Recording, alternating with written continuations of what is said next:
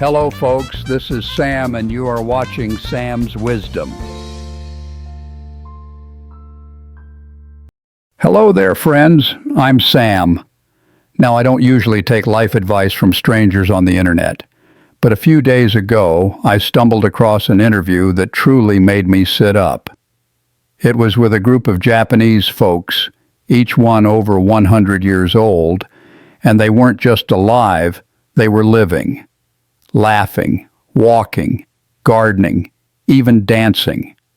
And it made me wonder, what are they doing right? So I started digging. Turns out Japan has the highest life expectancy in the world, with more than 90,000 people over the age of 100. That's not a typo. Over 90,000.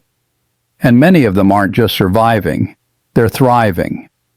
So I took notes. And what I found wasn't some magic formula or expensive routine. It was simple, practical wisdom, quiet habits that seem to make all the difference. So, if you've got a moment, sit with me.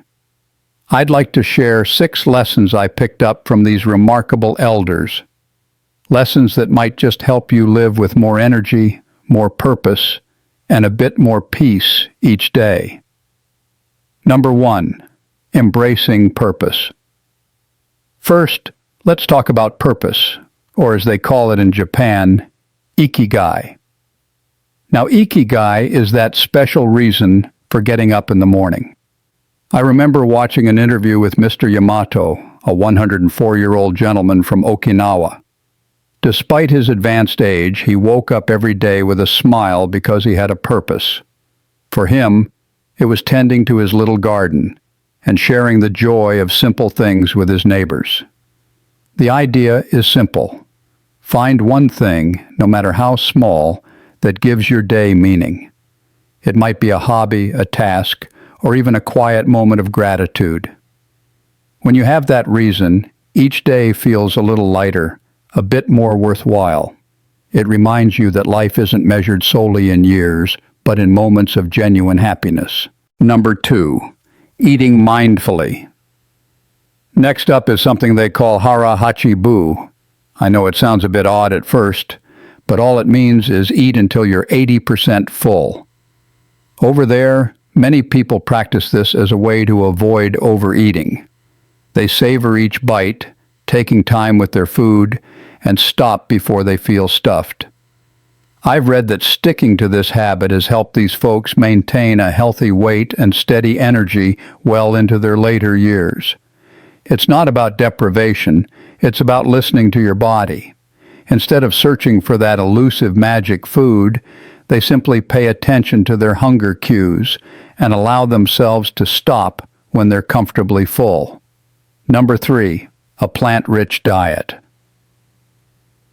Another insight I gathered is their preference for a largely plant-based diet. Now, don't get me wrong, I'm not saying you need to become a strict vegetarian overnight, but there's good sense in filling your plate with fresh vegetables, fruits, whole grains, and legumes.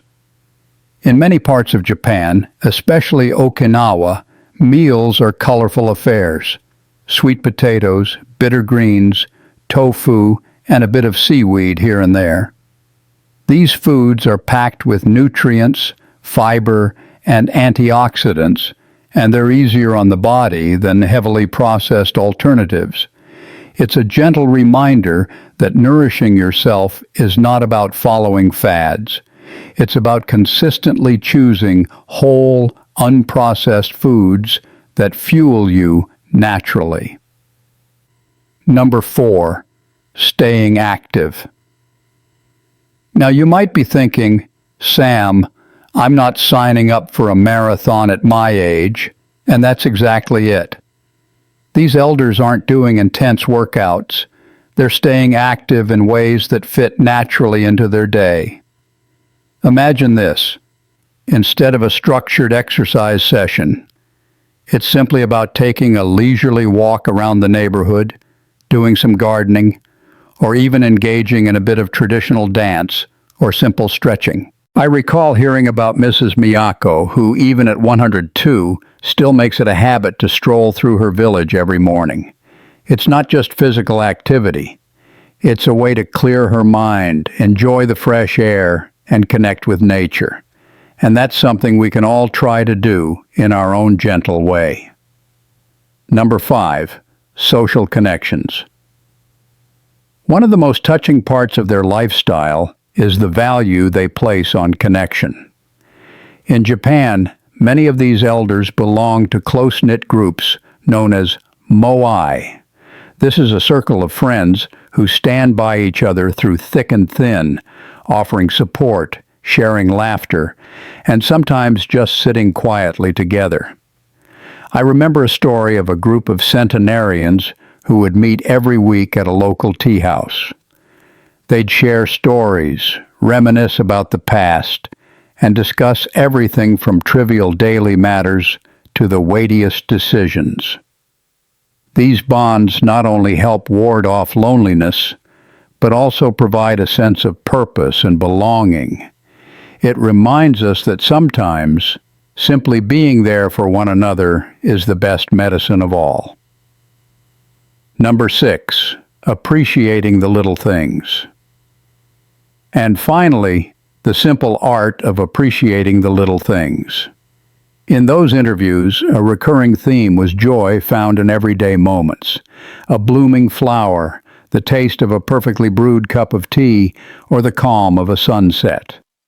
Rather than chasing grand adventures or waiting for a special occasion, these elders enjoy the small, beautiful moments that make up an ordinary day. I've started to practice this myself. I make it a point to pause, take a breath, and really notice something delightful around me. A bird singing outside my window, or the warmth of sunlight on my face. It's not flashy, but it does wonders for the spirit. Now, friends, I'm not here to prescribe a one-size-fits-all solution. Life is a blend of small choices, each one adding up to the bigger picture of our well-being. What I learned from these incredible Japanese centenarians isn't about shortcuts or miracles. It's about living simply and with intention.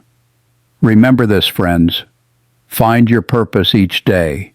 Eat with intention. Choose foods that truly nourish you. Move your body in ways that feel good. Keep your friendships close.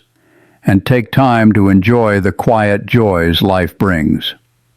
I've started living this way myself, and I can tell you, it's made all the difference.